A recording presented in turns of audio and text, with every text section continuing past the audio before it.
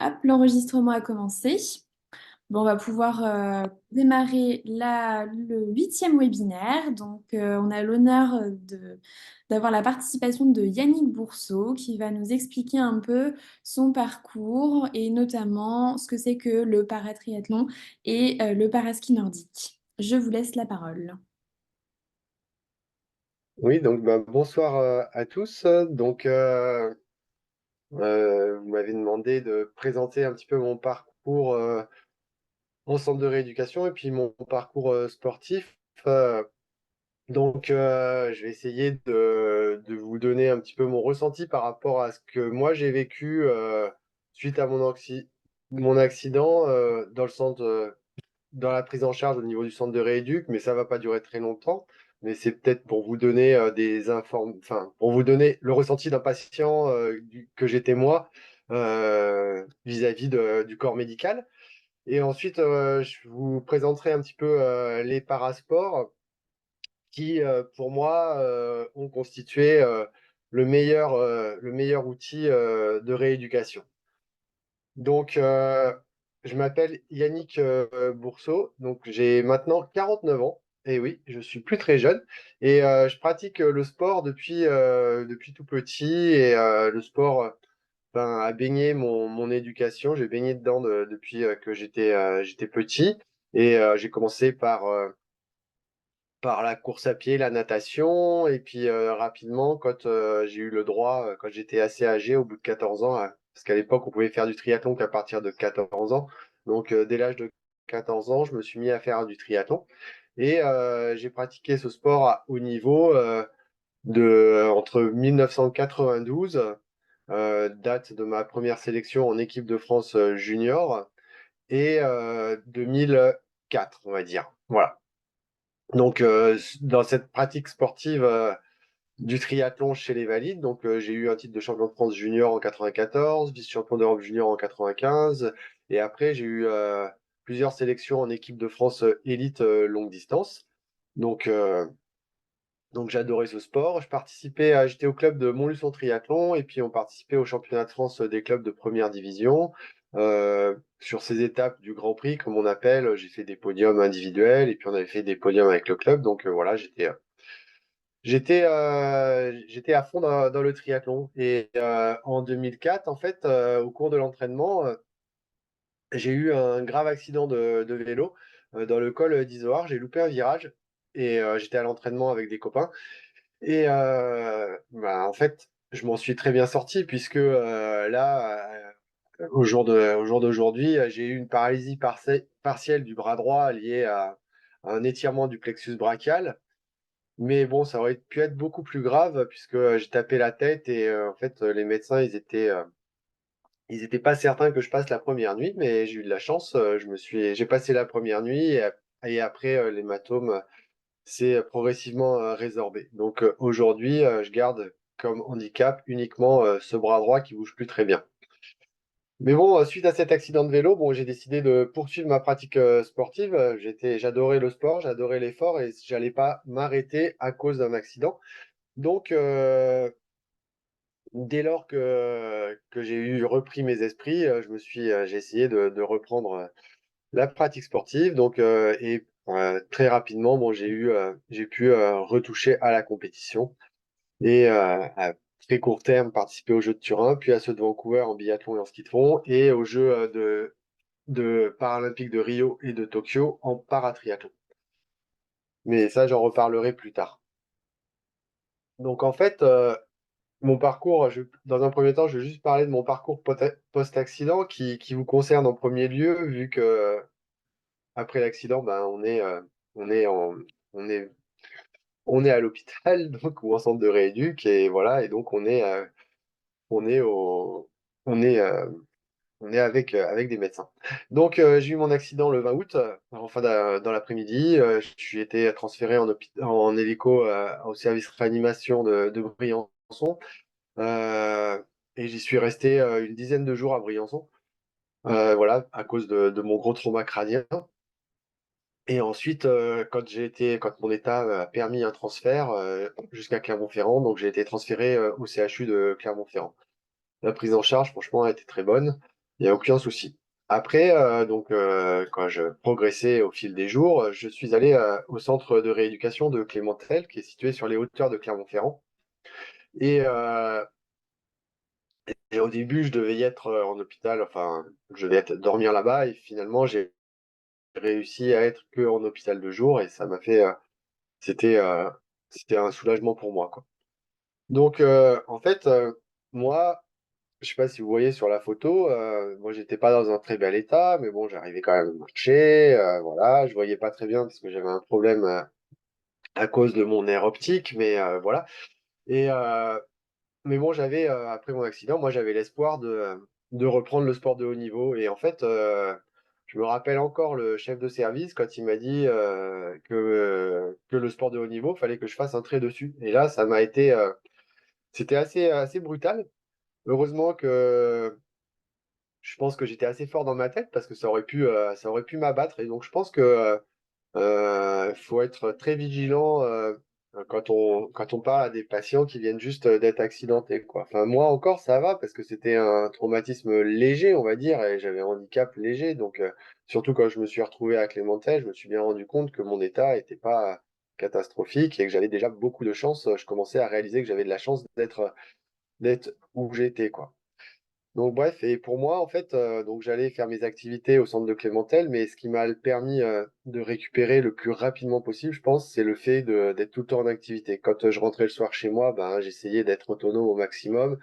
J'essayais de me resservir un petit peu de ma main droite. C'était pas ça, mais bon, j'y arrivais un petit peu. Voilà, j'essayais de faire le plus de choses par moi-même. Et c'est ce qui m'a permis, je pense, de récupérer assez vite, de récupérer très vite. Et d'ailleurs aussi, quand j'étais à Clémentel, en hôpital de jour, en fait, des fois, je demandais à l'ambulance de pas me ramener chez moi, mais de me ramener à la piscine et j'étais reparti pour renager, même si je devais nager que sur un bras, ben, j'allais à la piscine et ça me faisait le plus grand bien. Je sentais des choses que, que je pouvais pas sentir autrement et je gagnais en mobilité et puis ça me faisait du bien aussi de nager par rapport à l'assouplissement du bras. Enfin bref, c'était très agréable, même si c'était plus la même natation qu'avant. Bref, donc les post-accidents, c'est allé assez vite puisque en novembre 2004, j'ai pu carrément déjà refaire un triathlon en relais en Martinique. C'était très sympa. J'ai couru, je faisais juste la course à pied. Je courais plus très vite, hein, mais c'était bien. Après, je progressais et un matin, non, un après-midi de janvier, en fait, je me suis dit, allez, vas-y, c'est bon, ta main, elle a un petit peu de force. Tu peux essayer d'aller refaire du vélo. Je l'avais pas dit, je l'avais dit à personne, mais je suis allé rouler et j'étais trop content d'avoir roulé ce jour-là. C'était vraiment une satisfaction personnelle. Et après, j'ai rapidement refait un triathlon, même si ben, je pouvais plus pratiquer enfin, je pratiquais avec les valides, mais j'allais moins vite qu'avant puisque je pouvais plus me servir que d'un seul bras. Donc voilà.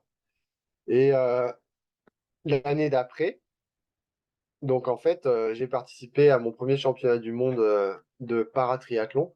Mais le paratriathlon à cette époque, en 2005, il n'était pas discipline paralympique. Et moi, après l'accident, mon rêve, enfin, c'était de participer aux Jeux paralympiques. Donc, je me suis, dès lors, dès 2005, dès le mois de mai 2005, j'avais commencé à prendre contact avec la Fédération française handisport pour, euh, pour connaître les modalités de qualification, les modalités de sélection pour les Jeux paralympiques de Turin. Alors, quand j'ai appelé, ils étaient un peu, la personne que j'ai eue, l'entraîneur, était surpris. Et en fait, même si je faisais du triathlon, je faisais aussi du ski de fond dans le cadre de ma prépa physique et j'avais très envie de me qualifier. Et chose que j'ai réussi à faire, que je suis parvenu à faire. Et donc, j'ai été sélectionné pour mes premiers Jeux paralympiques en mars 2006. Et donc, ça me ça m'a toujours fait penser à la parole du médecin en centre de rééduc qui m'a dit, Monsieur Bourseau, le sport de haut niveau, c'est terminé. Plutôt que de me dire ça, il aurait eu des paroles, il aurait pu avoir des paroles différentes, je pense. Et puis moi, je lui ai montré que le sport de haut niveau, c'était pas terminé, puisque seulement 18 mois après l'accident, bah, j'étais sur les Jeux paralympiques. Et voilà. Donc voilà pour cette période post-accident et le départ sur une nouvelle carrière sportive dans le monde des parasports. Aussi, je pense que ce qui a joué en ma faveur, c'est que de par ma formation universitaire et de par mon métier, j'étais prof de sport à l'époque, je suis toujours professeur de sport, j'avais connaissance de ce volet de la pratique handisport. Et c'est aussi ce qui m'a aidé moi, je savais ce qu'il existait, ce qui était possible de faire. Et, euh, et ça m'a permis d'avancer, quoi. Donc, je pense que dans les centres de rééducation, c'est bien que les médecins, que le corps médical soit au courant de tout ce qu'il est possible de faire en matière de parasport quand on a des patients en face de soi. Parce que moi, j'ai choisi de pratiquer d'abord le ski nordique, le biathlon, mais voilà, il y a une offre en parasport qui va toucher, qui est très large. Donc, et je pense qu'il faut réussir à faire ouvrir les yeux aux personnes qui sont accidentées, et voilà, en leur proposant des activités multiples. Peut-être qu'elles n'ont pas connaissance de certaines activités, mais voilà, il faut essayer de leur proposer le maximum de choses à faire une fois qu'elles auront quitté le centre de rééduc.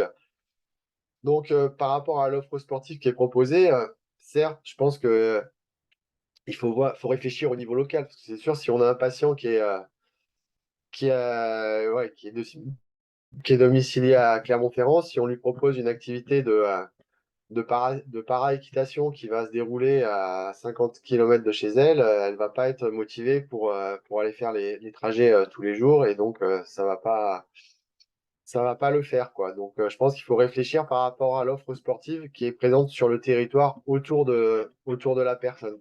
Donc, si vous allez, il y a une ressource sur le site du ministère des Sports qui s'appelle le Handi Guide. Sur ce Handi Guide sont référencées toutes les associations qui proposent des activités sportives à destination des publics handicapés. Et sont précisés les différents types de handicaps qui peuvent être accueillis. Donc, je pense que c'est une ressource sur laquelle il ne faut pas hésiter d'aller, et que vous-même, en tant que médecin, vous pouvez aller pour orienter les patients, mais il faut encourager les patients à y aller par eux-mêmes et à découvrir ce qu'ils peuvent faire autour de chez eux. Donc, pour un petit peu dans le monde des parasports, en fait, avant, il y avait une seule fédération qui organisait la pratique. C'était la Fédération française handisport. Mais depuis 2016, en fait, cette Fédération française handisport, elle a perdu, entre guillemets, certains sports. Elle a plus la délégation pour tous les sports. Il y a certaines fédérations, on va dire, valides ou homologues, qui ont la délégation pour l'organisation de la pratique de leur propre discipline. C'est le cas, pour me concernant, c'est le cas du paratriathlon. C'est la Fédération française de triathlon qui gère le paratriathlon, aussi bien dans le volet haute performance que dans le volet développement. Donc voilà, les associations, les clubs qui sont affiliés à la FFH, et d'autres clubs qui sont affiliés à des fédérations homologues et qui développent en leur sein une pratique handisport. Donc c'est sûr que quand on pratique en para, en fait, il y a la question de l'offre d'activité à proximité, mais il y a aussi la question du matériel, parce que le matériel utilisé dans les parasports, il a un coût souvent exorbitant. Et donc c'est sûr que ça peut être un frein à la pratique. Mais il faut savoir que la plupart des associations connaissent les moyens de récupérer des subventions pour aider à l'acquisition de matériel spécifique pour la pratique sportive. Ou alors, il y a aussi possibilité de se faire prêter du matériel par les comités départementaux ou les comités régionaux qui peuvent mettre à disposition des personnes euh, du matériel pour pouvoir pratiquer. Donc, est-ce qu'il existe, me concernant, enfin, de mon point de vue, des contre-indications à pratiquer euh, en parasport? Et est-ce qu'il y a des compétences particulières nécessaires pour pouvoir pratiquer un parasport? Moi, je pense qu'il n'y a aucune contre-indication particulière. Elles sont similaires, les contre-indications, elles vont être similaires aux contre-indications qui peuvent être émises pour les sportifs, enfin, pour les personnes valides. Et est-ce qu'il y a des compétences requises? Ben oui, pour performer, il y aura forcément, si on veut performer à haut niveau, forcément, il y aura des qualités qui seront nécessaires. Mais moi, je pense que la meilleure, la plus grosse, la, compé- la, la qualité, enfin, ce qu'il faut pour pouvoir pratiquer en parasport et dans le sport en général, c'est avoir envie et trouver du plaisir à ce qu'on le fait. Donc, c'est sûr que si on fait essayer une discipline à un patient et qu'il trouve aucun plaisir à aller nager, par exemple, bah, c'est pas la peine qu'il continue, quoi. Il faut vraiment qu'il ait envie, enfin, que ce soit une plus-value pour lui que d'aller au sport et que ce soit pas une contrainte, quoi. Et en plus, la pratique du sport, quand on est en situation de handicap, c'est bien pour soi-même, d'un point de vue de la santé physique, mais c'est également bien d'un point de vue de la santé morale, puisque ça permet de nouer de nouvelles relations sociales et des relations sociales avec des personnes qui elles aussi sont en situation de handicap. Bien, enfin, on rencontre des personnes en situation de handicap, mais on rencontre aussi des personnes valides qui organisent la pratique ou même qui des fois prennent part aux activités. Après, par rapport aux adaptations de l'entraînement qui sont liées au handicap, c'est sûr qu'il y en a. On peut pas, par exemple, là sur les petits emojis qu'on voit, on voit une personne qui court avec une prothèse. Et bien forcément, il va y avoir des précautions à prendre au niveau des risques de blessures, au niveau du moignon, des choses comme ça. Mais bon, voilà, faut être très vigilant pour pas risquer la surblessure.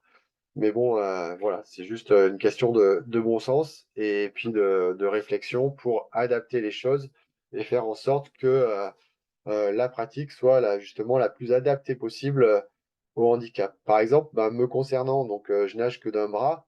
Forcément, si je vais à la piscine, enfin maintenant c'est différent parce que j'ai quand même pas mal d'années de pratique sur la nage sur un bras, mais au départ, je nageais beaucoup avec des petites palmes parce que ça me permettait d'avoir une vitesse de déplacement plus agréable, quoi, plus élevée, une vitesse de déplacement plus élevée, c'était plus agréable. Et voilà, donc faut trouver des moyens de rendre la pratique agréable. Voilà mon point de vue sur ces contre-indications et sur les compétences requises pour la pratique d'un parasport. Alors, dans les parasports, en fait, si on vise le volet compétition, il y a la classification. Alors, je ne sais pas si vous en avez déjà entendu parler, mais la classification, c'est un processus, on va dire, qui vise à catégoriser les athlètes en fonction de leur catégorie de handicap. Pour que, sur la ligne de départ d'une épreuve, mais toutes les personnes qui sont sur cette épreuve, elles soient sur plus ou moins le même pied d'égalité, quoi. Que ce qui prime sur le qui va gagner la course, ça ne sera pas celui qui sera le moins handicapé, ils sont tous censés avoir un handicap qui impacte de la même manière la pratique de la discipline, mais ça sera le niveau d'entraînement et le niveau de performance physique de la personne qui va lui permettre de remporter l'épreuve. Alors là, on voit sur la photo que j'ai mise des nageurs. Je ne sais pas quelle catégorie c'est en cette catégorie en natation, mais on voit sur au premier plan, on voit un nageur qui n'a qu'un bras. Donc ça peut être, s'il n'a pas d'autres handicaps, s'il a qu'un bras au moins, enfin, c'est une façon de parler, en fait, il serait catégorie S8. Et donc on voit par contre, qui est déjà élancé plus en arrière-plan, un autre nageur, lui, par contre, il a ses deux bras. Mais pour autant, euh, au cours de la classification, les classificateurs ont jugé que l'impact du handicap du chinois qui est au premier plan et du peut-être brésilien qui est au second plan est le même sur la pratique de la natation. Donc voilà pourquoi ils courent l'un contre l'autre. Enfin, ils nagent l'un contre l'autre. Donc pour les classifications, en fait, ce qui se passe dans la classification, c'est une procédure qui se déroule en salle dans un premier temps, avec un médecin classificateur et également un technicien. Et au cours de cette classification, en fait, la personne qui peut être accompagnée soit par son entraîneur, soit par son médecin, euh, elle va être évaluée de la tête aux pieds. Et à la fin de cette évaluation, elle va ressortir avec un certain score, un certain nombre de points. Et en fonction du nombre de points, on va l'affecter dans une classe de handicap. Ensuite, après cette session en salle, il y a une confirmation qui doit être faite sur le terrain. Parce que si la personne qui est dans la salle, elle a triché, elle n'a pas montré le maximum de ses capacités, et bien forcément ça va se voir après lorsqu'elle va se trouver en situation de pratique, en situation de compétition. Donc d'abord une session en salle et qui est confirmée par une session pratique en compétition. Les classifications, elles sont propres à chaque sport. Si je suis classifié en natation, c'est pas parce que je suis classifié en natation que je vais avoir ma catégorie en paratriathlon ou en athlétisme. Voilà. Donc, c'est propre à chaque sport. Et dans chaque sport, il y a une notion de handicap minimal qui permet d'être éligible à la pratique de ce sport-là. Par exemple, une personne va être déclarée éligible en paracyclisme, par exemple, dans la catégorie C5, c'est les moins handicapés en cyclisme, en paracyclisme. Mais pour autant, si elle va passer la classif en paratriathlon, il est possible qu'elle ne soit pas éligible en paratriathlon. Voilà. Et tous les systèmes de classification de tous les sports, ils reposent un, sur une chose, sur le code de classification de l'IPC. Voilà. Chaque discipline a sa propre classification, mais sa propre classification, elle a été élaborée au regard du code de classification de l'IPC. Voilà. J'espère avoir été à peu près clair, mais dans tous les cas, vous pourrez me poser des questions si besoin. Voilà. Donc, mais ça, ces classifications, en fait, c'est important que si le patient il a envie de faire de la compète. Après, si c'est pour la pratique santé, la pratique loisir, la classification quelque part, bah c'est pas nécessaire, quoi. Voilà. Donc, je parlais des classifications en natation. Et ben, moi, mon sport, c'est le paratriathlon. Donc, dans cette discipline qui est le paratriathlon, en fait, là, sur la photo que je vous ai mise, c'est la photo du podium de la catégorie qu'on appelle PTS 4 à Tokyo, aux Jeux de Tokyo. PTS, pourquoi PTS? Pour paratriathlon standing. C'est pour les paratriathlètes qui font le triathlon en catégorie debout. Donc en fait, ça va de la catégorie numéro 2, des plus handicapés, à la catégorie numéro 5, les moins handicapés. Donc là, je vous ai mis le podium de la catégorie PTS 4, et on voit qu'il y a des handicaps différents sur cette photo.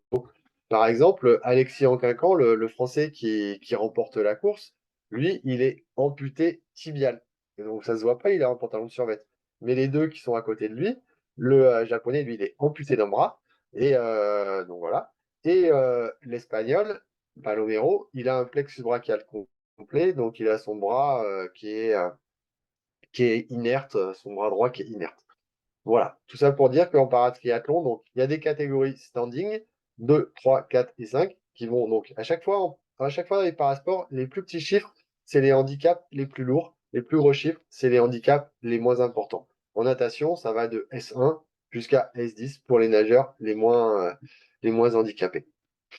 Donc, en paratriathlon, donc j'ai dit les catégories standing. Ensuite, on a la catégorie des déficients visuels, donc PT-VI, paratriathlon visually impaired, avec dans cette catégorie deux sous-catégories, les B1 pour les aveugles et les B2, B3 pour les malvoyants.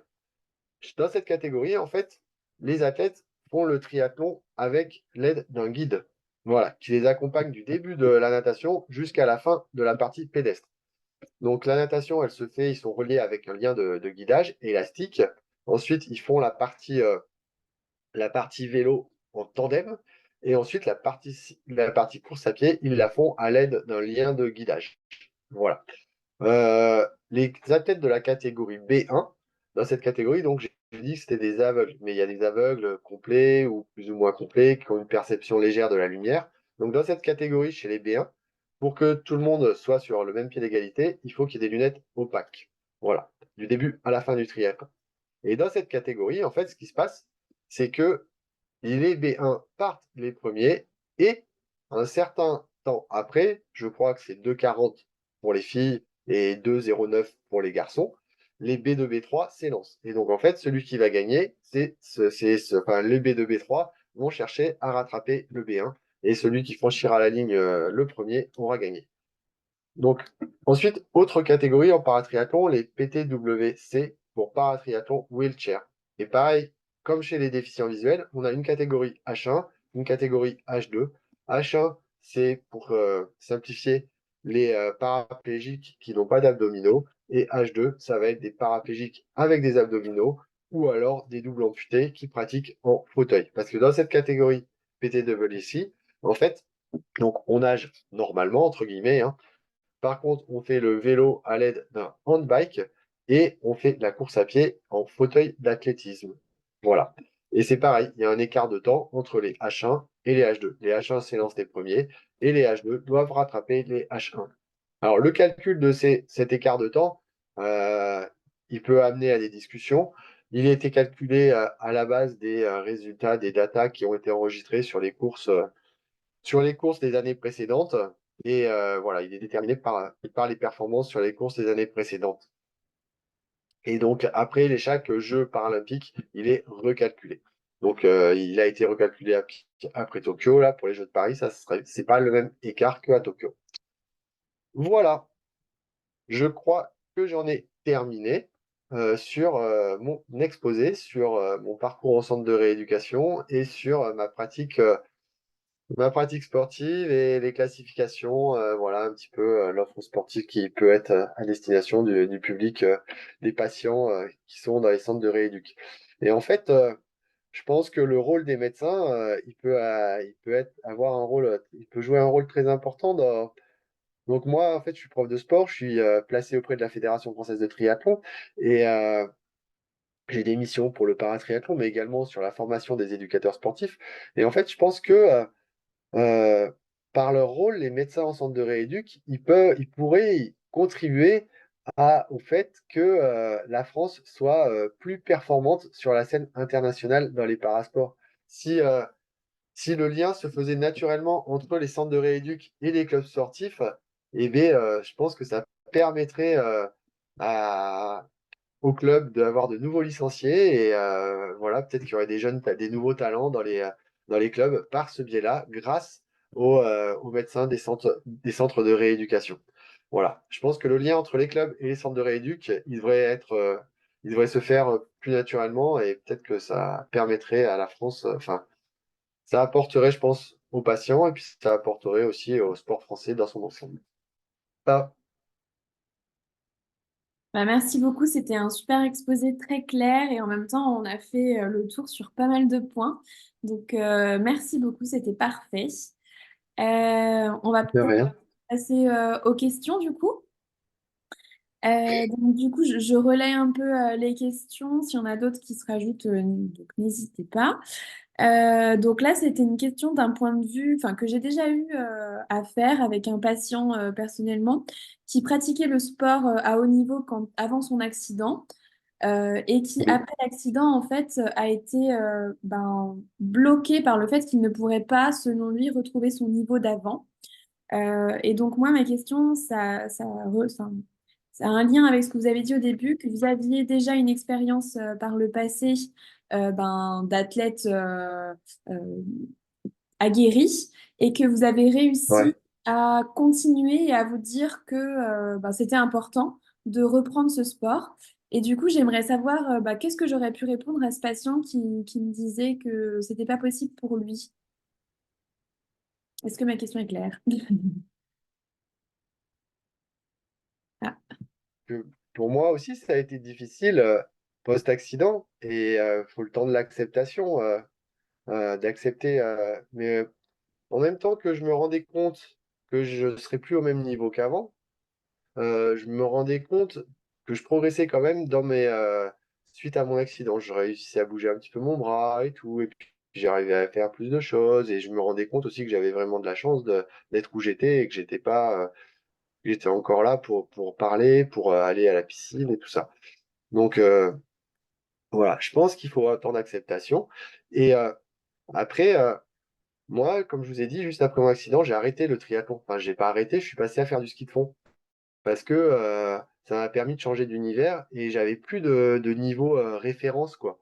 J'ai fait abstraction de ce niveau référence que je pouvais avoir avant en triathlon. J'étais dans une nouvelle discipline. Et donc, je pense que c'était aussi psychologiquement, c'était plus facile pour moi parce que je me comparais pas à ce que je faisais avant. C'était carrément quelque chose de nouveau.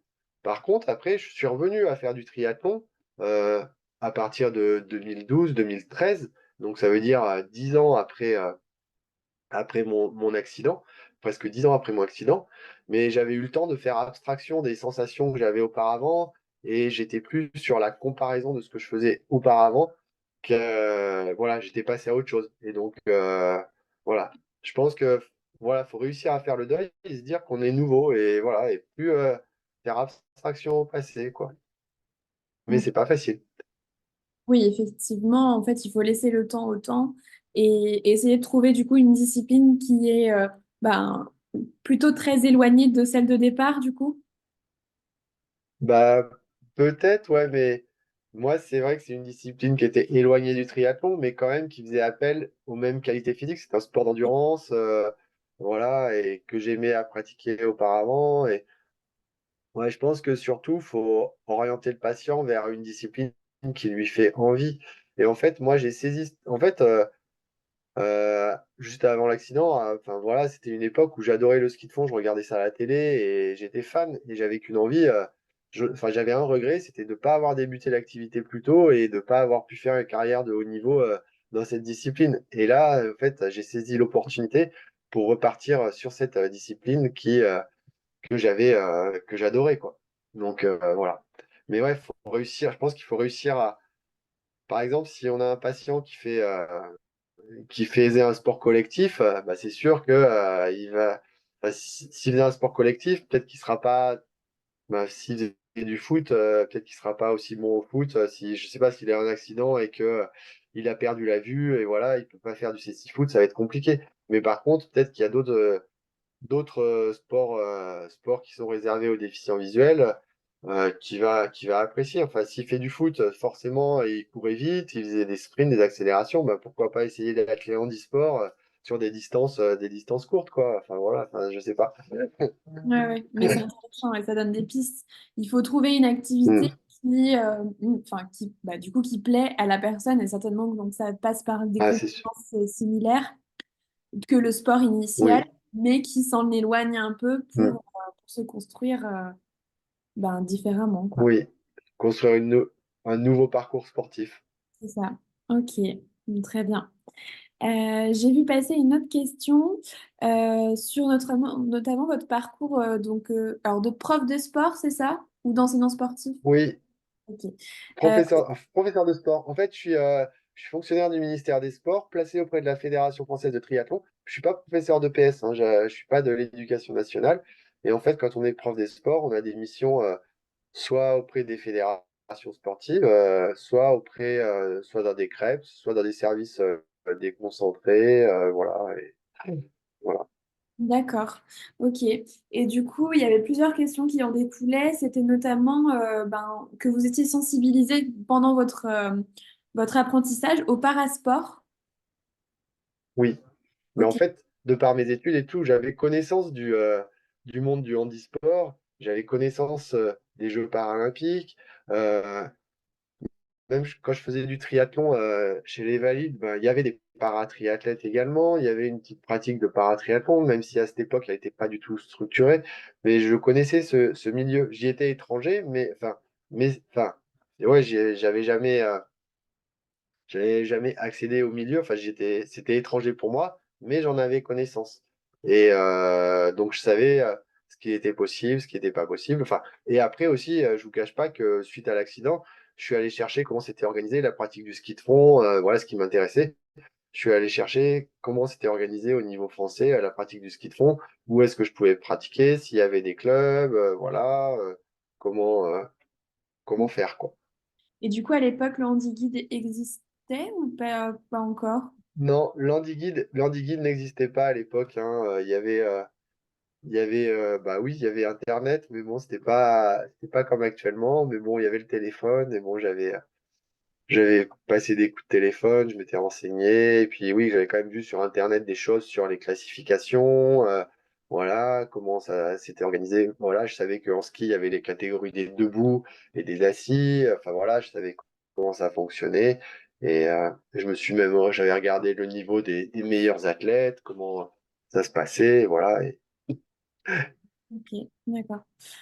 Euh, Et du coup, maintenant, quand vous travaillez au contact des personnes, pareil, qui ont eu des handicaps ou pas forcément? Alors moi, mes missions, mes missions pour la Fédération française de triathlon, j'ai des missions sur le paratriathlon, mais pas exclusivement, puisque je suis le référent pour les formations d'État qui sont mises en place par le Krebs de Vichy. Donc voilà, j'ai des missions à la fois sur du public, sur des futurs éducateurs sportifs, et également sur des personnes en situation de handicap, des paratriathlètes. Donc voilà, c'est un public que je connais bien, puisque j'en fais ou j'en faisais partie. Donc voilà, c'est et le fait d'avoir baigné dans ce milieu des parasports depuis 2005, en fait, ça permet d'avoir une vision assez large de tous les types de handicap et de ce qui est possible, ce qui est pas possible de faire en fonction de son handicap. Et je pense, pour moi, en fait, euh, si on veut bien se former au handicap et aux aptitudes sportives et aux aptitudes même dans la vie quotidienne, moi j'ai été surpris et j'ai appris beaucoup de choses en allant au village paralympique et en voyant des athlètes avec des handicaps qu'au début, quand je suis arrivé dans ce monde-là, je me suis dit, mais dis-moi, qu'est-ce qu'ils sont forts? Je savais pas qu'on pouvait faire tout ça malgré son handicap, quoi. Quand on voit des personnes qui ont deux bras en moins et qui malgré tout arrivent à avoir une autonomie dans la vie, enfin une autonomie relative dans la vie de tous les jours, on se dit waouh, chapeau quoi. On se rend pas compte de tout ce qu'il est possible de faire. Et ouais donc je sais plus pourquoi je parle de ça d'ailleurs, mais Donc, oui, c'était pour dire, comment dire, euh,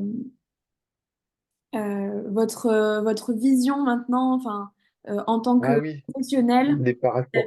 voilà, vis-à-vis du handicap. Ouais. Oui, ouais. Donc voilà, ouais. Ouais. Donc oui, je suis côtoyé à des personnes qui sont en situation de handicap dans le cadre de mes activités professionnelles. Et du coup, quand vous vous adressez plutôt aux personnes que vous formez, les éducateurs sportifs, si je ne me trompe pas comme terme, Oui, oui. est-ce que vous avez des messages clés que vous leur donnez? Ça doit peut-être pas être les mêmes problématiques qu'au niveau médical, mais peut-être que ça se rejoint et qu'on n'y pense juste pas, nous aussi. Alors en fait, moi par rapport aux éducateurs sportifs, je leur fais qu'une toute petite intervention sur le paratriathlon. Mais c'est vrai que dans cette intervention, en fait, moi ce que je mets en avant, c'est que faut considérer, en plus, eux, ils sont en club et tout, ils ont déjà s'ils voient des personnes en situation de handicap, ça va être des personnes de handicap qui veulent faire du sport. Et il faut qu'ils les considèrent avant tout comme des sportifs et pas comme des personnes handicapées. Je pense qu'il faut réfléchir faut considérer la personne comme un sportif. Et ensuite, enfin, c'est un sportif, mais il a une pratique, il a des besoins spécifiques pour pratiquer son sport. Voilà. Je pense que c'est important de considérer les personnes comme des sportifs avec des besoins spécifiques plutôt que des personnes handicapées qui ont envie de faire du sport, quoi. Ok, ça marche. Et puis aussi, ce que j'encourage, c'est l'inclusion des personnes en situation de handicap. Nous, en triathlon, on a de la chance puisque c'est la Fédération française de triathlon qui a la délégation pour le paratriathlon. Ce qui fait que les paratriathlètes, ils sont intégrés dans des groupes de triathlètes valides. Et donc, je pense que c'est très enrichissant à la fois pour les paratriathlètes, mais c'est très enrichissant pour le public valide parce qu'il est confronté avec des personnes en situation de handicap, il peut apprendre des choses et voilà, et donc c'est très enrichissant. Et donc ça, c'est dans les clubs, mais c'est également vrai à haut niveau. Nous, enfin moi, quand je pratiquais le ski de fond, et le biathlon, on était rattaché à la Fédération française handisport. Donc, on va dire qu'on était entre nous. Par contre, quand je suis arrivé à faire du triathlon, revenu à faire du paratriathlon, on était l'équipe de France de triathlon et de paratriathlon ensemble sur des déplacements internationaux. Et donc, comme moi, j'avais un passé de triathlète valide et que je connaissais certains athlètes qui étaient valides et qui étaient à haut niveau, et ben, souvent, ils venaient vers moi pour me poser des questions. Et c'est très enrichissant. Enfin, j'ai apprécié ces moments, ces échanges, parce que les gars et les filles, en fait, ils me posent des questions, mais ils apprennent beaucoup à notre contact et au contact de cette population à besoins particuliers. Et je pense que ça leur fait relativiser certaines choses et C'est vraiment, c'est très riche. C'est très riche pour les personnes valides, mais c'est aussi très riche pour les sportifs para, puisqu'ils voient aussi la façon de fonctionner qu'ont les sportifs de haut niveau valides, et ils peuvent copier, ils peuvent adapter ce qui est mis en place par les athlètes de haut niveau valides à leur pratique particulière, leur pratique particulière, quoi. Ok. Et du coup, est-ce que, comme ça veut dire que la Fédération française de triathlon a la délégation pour le paratriathlon, est-ce que ça veut dire que, du coup, si c'est eux qui organisent un triathlon, ben, enfin, un événement de triathlon, est-ce que ça veut dire que, du coup, c'est accessible systématiquement, aux personnes atteintes de handicap? Alors, bah non, non. Mais par contre, ça veut dire que toutes les épreuves de triathlon sont ouvertes aux paratriathlètes. Après, elles ne sont pas forcément accessibles à tout type de handicap. Par contre, sur la fédération a créé un label triathlon accessible et donc sur le calendrier fédéral, il y a le label triathlon accessible pour les épreuves qui remplissent les critères justement pour avoir ce label. Après, ce label, il n'est pas facile à avoir puisque il impose que l'épreuve soit accessible à tous les handicaps. Et ce qui n'est pas forcément le cas, ce qui peut être difficile, en particulier pour les athlètes en fauteuil, dès lors que la course à pied, elle va se dérouler sur des chemins, ça sera, l'organisateur, il va pas pouvoir avoir ce label. Par contre, ce qu'il faut, ce que j'encourage, moi, c'est que la personne qui souhaite participer à une épreuve, elle appelle l'organisateur et elle voit avec lui s'il est possible, ce qu'il est possible de faire ou de ne pas faire. Et l'organisateur, sera, il sera super motivé à l'idée d'accueillir un paratriathlète et il fera tout son maximum pour pouvoir l'accueillir dans les meilleures conditions. Il pourra lui réserver un emplacement particulier au parc à vélo. Enfin, voilà, il y a un label triathlon accessible sur le calendrier, mais ce label est difficile à obtenir. Et s'il n'y a pas le label, dans tous les cas, on peut appeler l'organisateur et peut-être qu'il y aura moyen de trouver des solutions pour pouvoir participer à l'épreuve. D'accord, c'est intéressant quand même qu'ils aient mis ça en place et en même temps ça laisse la possibilité, mais un peu comme tout, il faut essayer de se renseigner pour savoir si c'est accessible malgré tout, même sans le label, quoi. Ok, ça marche. Bien sûr, ouais. Ouais. Il y avait des questions un peu plutôt, enfin, un peu plus pratico-pratiques sur vraiment la discipline et notamment sur la classification. Pour les PTVI, l'accompagnant, Ouais. est-ce que c'est quelqu'un qui s'entraîne constamment avec la personne, donc il est habitué, ou c'est quelqu'un de tiré au sort lors de l'épreuve, ou pas du tout? Alors, la personne qui accompagne le déficient visuel, il s'appelle le guide. Et en fait, non, non, il est pas tiré au sort parce que la performance du guide en paratriathlon, elle est quand même très importante. Et donc, le guide, il doit être du même, pour les skater compétitions, il doit être du même sexe que l'athlète, quoi. Une fille, elle est guidée par une fille et un garçon est guidé par un garçon.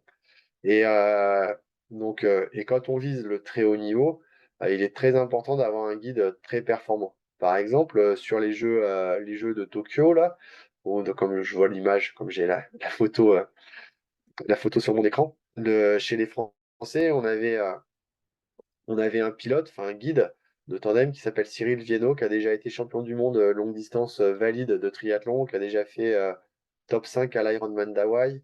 Donc voilà, et c'est pareil sur l'équipe américaine, c'est des athlètes de haut niveau quoi, qui sont guides en paratriathlon. Par contre, il y a quand même une restriction, c'est que pour être guide en paratriathlon, il faut pas avoir fait de course internationale euh, valide pendant 12 mois, il me semble. Voilà. Enfin, 12 mois de course labellisée World Triathlon de la Fédération internationale. Par contre, vous avez connaissance du circuit Ironman, qui est un circuit privé avec des athlètes pros. Sur ce circuit-là, les pros, par exemple, enfin les pros, ils peuvent courir, ils peuvent guider sur le circuit paratriathlon, il n'y a pas de problème, quoi. Ok, ça marche. Ça veut Donc les guides ne sont pas tirés au sort. Ok. Et donc, du coup, les personnes sont, enfin, les sportifs sont habitués à leur guide initial. Du coup, c'est pas quelqu'un qui découvre le jour de la compétition. Oui, oui. Ok. Non, non. Ils s'entraînent. Alors, nous, au niveau national, les guides s'entraînent pas 24 heures sur 24, enfin 365 jours par an avec les athlètes. Mhm. mais ils s'entraînent très régulièrement au cours des stages et voilà, donc ils se voient, on va dire, je pense que à peu près 50% de l'entraînement et de l'athlète est réalisé avec son guide et 50% sans son guide de compétition. Mais les athlètes, ils vont avoir des guides d'entraînement et des guides de compète, quoi. Donc voilà. Et même si on va au jeu, il y a il y a le guide titulaire et le guide remplaçant, parce que si le guide se blesse, voilà. Ok. Et du coup, pour être bien sûr, on est d'accord que le guide ne peut pas être en train de concourir pour les Jeux Olympiques en même temps qu'il va guider pour le paratriathlon. Enfin, Non, non, non. Par contre, le guide peut avoir été champion olympique à Tokyo mm, et guidé en paratriathlon aux Jeux de Paris. Mais par contre, il n'a pas le droit de 2 ans, 1 an avant les Jeux de Paris, il aura dû arrêter sa pratique valide olympique, on va dire. Par contre, il aura pu poursuivre une pratique Ironman. Mais voilà. ok, ça marche. Euh, et il y avait une autre question sur ben, finalement votre mot de la fin, le lien qui n'est pas assez suffisant entre l'hôpital et le club. Du coup, Oui. qu'est-ce que vous pensez qu'on pourrait mettre en place? Est-ce que vous avez des idées, des pistes? C'est une vaste question, je me doute bien. Mais est-ce que vous avez déjà un peu... Alors, je pense que bah, ça serait bien que. Je pense que les clubs aussi doivent se tourner vers des centres de rééducation s'ils veulent trouver entre guillemets des patients. Mais ce qui pourrait être bien, c'est que mais dans les centres de rééduc, on fasse, on parle, on, on diffuse de l'information aux patients, comme quoi il y a une offre sportive qui existe à proximité de leur lieu de vie et que s'ils veulent, voilà, même quand ils sont au centre de rééduc, on leur parle de cette offre de pratique et voilà, et on peut encourager le centre de rééduc pourrait faire en sorte que le lien se fasse entre le club et la personne en proposant au club, à l'entraîneur du club de venir faire une rencontre, enfin voilà, ou de présenter son activité. Ça pourrait être des choses comme ça, quoi. Je pense bien communiquer dans le centre de rééduc, peut-être avec des affiches qui soient enfin, dans le dialogue avec le patient, et puis également en mettant des affiches dans les lieux de vie où les patients passent régulièrement pour qu'ils aient connaissance et que ça éveille leur curiosité, quoi. Voilà voilà une idée, quoi. Non, mais c'est déjà bien, enfin, qu'on ait votre retour, c'est que déjà, rien que des affiches, c'est déjà un grand pas Mm, dans- que les personnes mm. puissent voir ben, ce qui est accessible, parce que c'est vrai qu'on n'a pas toujours connaissance. Vous aviez la chance que votre parcours initial Oui, vous ait déjà mis sur la piste du parasport, mais quelqu'un de lambda bien sûr. n'a pas de sport dans sa vie, peut-être de base, donc n'a pas forcément connaissance de ça. Bah oui, Et oui. après, effectivement, on pourrait organiser ben, des sessions au même titre que ben, parfois on fait venir des personnes extérieures et donc juste un coach sportif pourrait aussi faire partie des personnes extérieures qui viennent rencontrer le patient pour qu'ensuite ben, Voilà. ils viennent dans le club. Ouais. Mm, mm. Ouais, ouais. Ouais. Mm.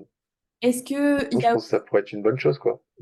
Ouais. Est-ce qu'il y a aussi des fois, donc là, peut-être que c'est plus sur la région clermontoise, Auvergne-Rhône-Alpes que vous avez l'information, mais des clubs de paratriathlon qui feraient des interventions bah, directement au centre de rééducation. Est-ce que à votre connaissance, ça se fait déjà ou pas trop? Bah non, ça se fait pas trop. Ça se fait pas trop, donc voilà.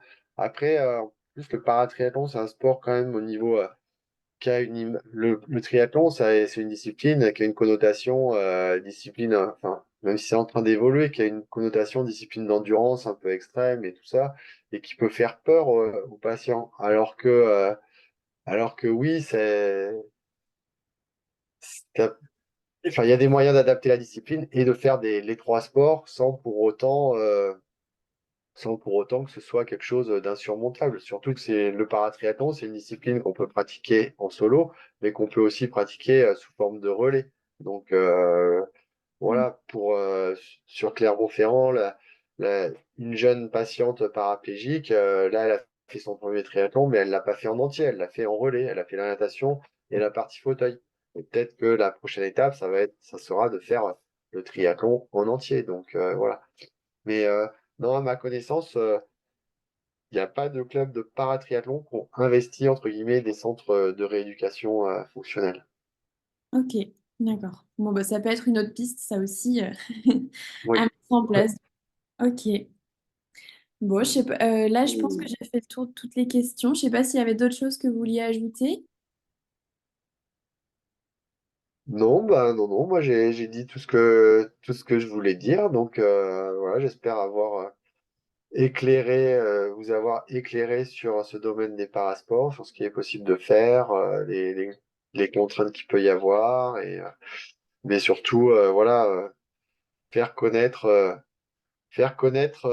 l'offre de pratique aux patients, même si c'est difficile des fois après un accident de rebondir vers une pratique sportive, enfin vers des loisirs, mais ça peut être l'occasion quand même de leur en parler. Et puis pour moi, le sport, ça peut aider dans le processus de rééducation et puis ça peut aider dans sa reconstruction personnelle, aussi bien au niveau physique que psychologique, mental, au niveau des relations humaines. Enfin, moi, c'est quelque chose qui apporte beaucoup, je pense, quoi.